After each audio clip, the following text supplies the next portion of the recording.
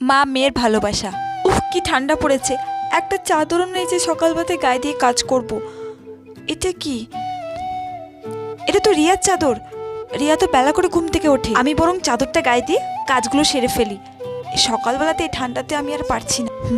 যাই কাজগুলো করে নি। দিদি, তুমি আমার চাদর গায়ে দিয়েছো কেন? আমার চাদরটা তো ছিঁড়ে গেছে।